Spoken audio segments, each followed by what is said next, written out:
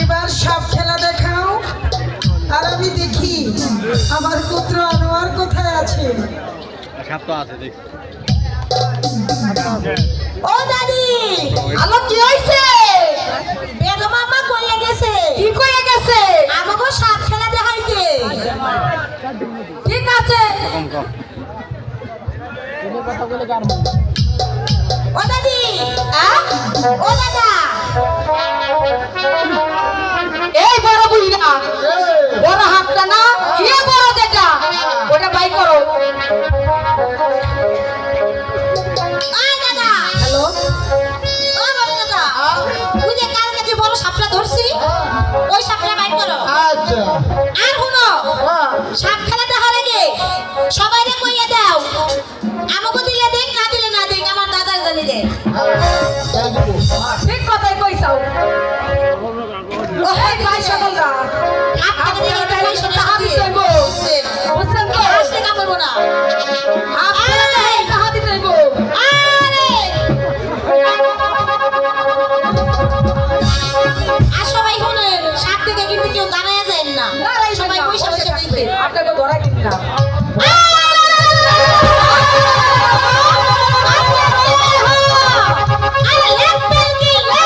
সকলের লক্ষ্যে মুখে আমাকে দুই চোখ বাদ দিয়ে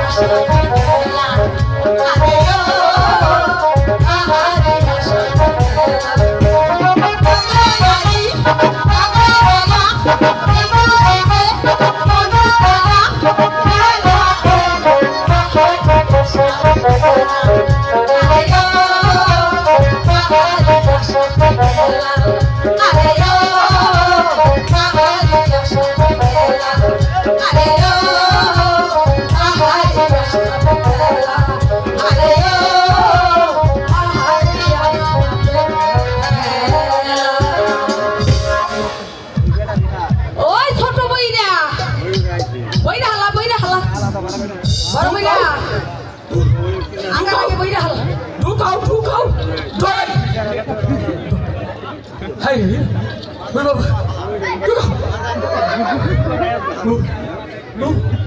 এই রাজ্যের মুন্সি বেগম মানে ডাক জানে বেগমা ডাকতে হবে না, এই তো আমি এসে গেছি। বেগমা ভয় পাই না বেগমা এই শুনুন মুন্সিজি, একটু ডরাইছি আসলে সত্যি কথা কি, আমি সত্যি ভয় পাই। আপনি আমি ভয় পাই নাই আসলে তো ওরা তুমি ভয় পাই বিষাক্ত, নাই।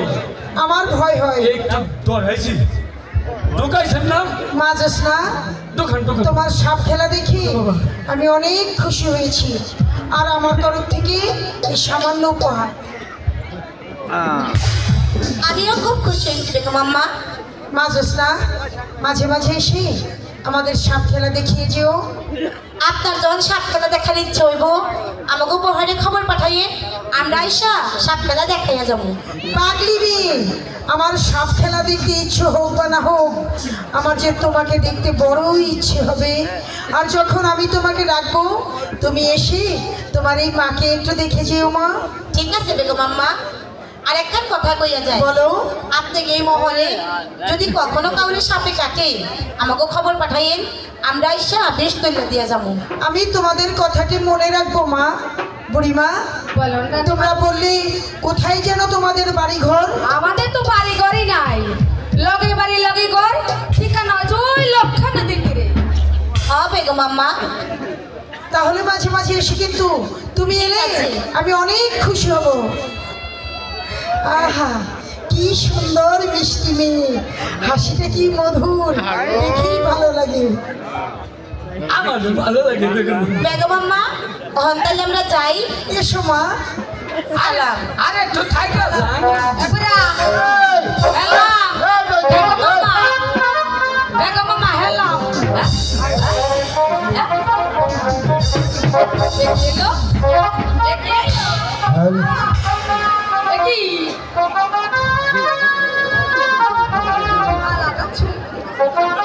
কে এই জোৎস্না?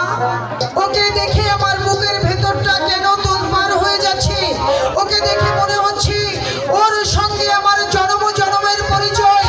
ও যদি পেট কন্যা না হয়ে কোনো ধনী পরিবারের কন্যা হতো তাহলে পুত্রবধূ করেই ঘরেই রেখে দিতাম। একা একা বিড়বিড় করে কি ভাবছো বেগম? জাহাপনা, ভাবছিলাম কি জানেন, আমাদের প্রাসাদে বেদকন্যা জোৎস্না এসেছিল। পেট কন্যা জোৎস্নাই হ্যাঁ, এত ভালো সাপ খেলা দেখিয়েছে, নাচ করেছে, গান করেছে, আর কি সুন্দর চেহারা, দেখে চোখ ফেরানো যায় না। আর এত মিষ্টি ব্যবহার, মানুষ যে এত ভালো হতে পারে জাহাপনা, আপনি না দেখলে বিশ্বাসই করতে পারবেন না।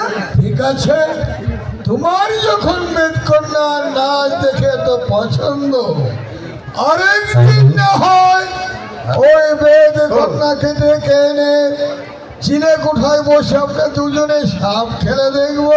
সত্যি বলছেন জাহাপনা? হ্যাঁ, বেগম। দারুণ মজা হবে, আপনি আর আমি দুজনে এক জায়গায় বসে সাপ খেলা দেখবো। বেগম, বলুন।